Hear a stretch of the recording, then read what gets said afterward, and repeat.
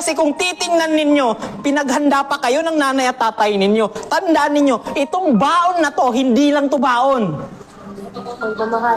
Yung pagmamahal, yung pera, sakripisyo na meron sila pambili ng bigas na to, yun ang laman nito. Sadyang hindi nyo lang nakikita. Minsan magrereklamo kayo na wala kayong ulam. Ang tanong ko, nakita nyo bang kumain yung mga magulang nyo para lang mabili ito?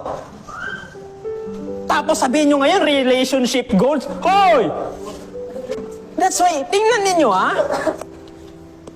kung bawat bagay na tinitingnan ninyo o tinatanggap nyo sa pamilya ninyo, sa nanay o sa tatay mo, OFW man yan o hindi, malayo man yan o hindi, kung titingnan nyo na yung mismo binigay niya, hindi lang basta pera, hindi lang basta baon, hindi lang basta damit, papasalamatan nyo sila. Kasi alam ninyo na yung binigay sa inyo, hindi lang yan basta baon, hindi lang yan basta pera, kundi pagmamahal, effort. Sinasaksak ko to sa utak ninyo para malaman ninyo na hindi nga, kahit papaano, hindi sila perpekto. Pero kung papansin ninyo kung ano yung binigay nila sa inyo, kung marunong lang kayong magpasalamat, kahit papaano, sobra yung binibigay nila sa inyo. Pero ang tanong ko, alam nyo ba kung paano nila nakuha to? Subukan nyo ba, Sabado-Linggo, sumama kayo sa kanila? Pero hindi, uunahin sino? Si barkada, si jowa. Tapos ngayon magagalit kayo sa kanila.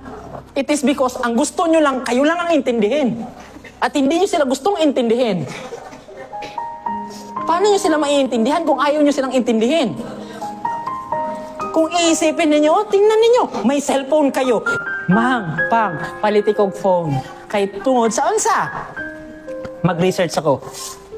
Pero anong ginagawa ng phone na to? It is because sa panahon ngayon, pag naging bobo kayo, hindi na kasalanan ng teacher ninyo, hindi na kasalanan ng tatay ninyo, hindi na kasalanan ng mga magulang ninyo, or ng ibang tao. Lalong-lalo na pag may cellphone kayo. Bakit? 10 peso lang ang kailangan mo. Kahit 5 peso nga lang, malalaman mo kung ano yung gusto mong malaman. Maybe hindi lahat, pero kung may gusto kong malaman sa subject na meron ka, pwede mong matutunan. But you choose nang i-research ninyo sa halip na i-grow yung sarili ninyo.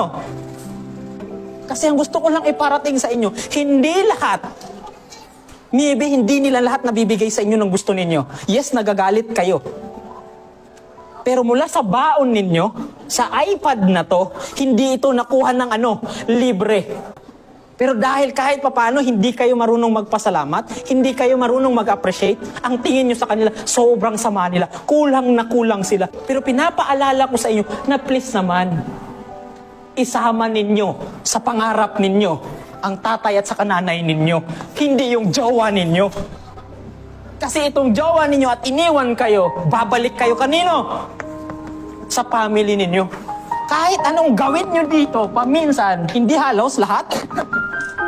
Pag nasaktan kayo, sila yung tatanggap sa inyo.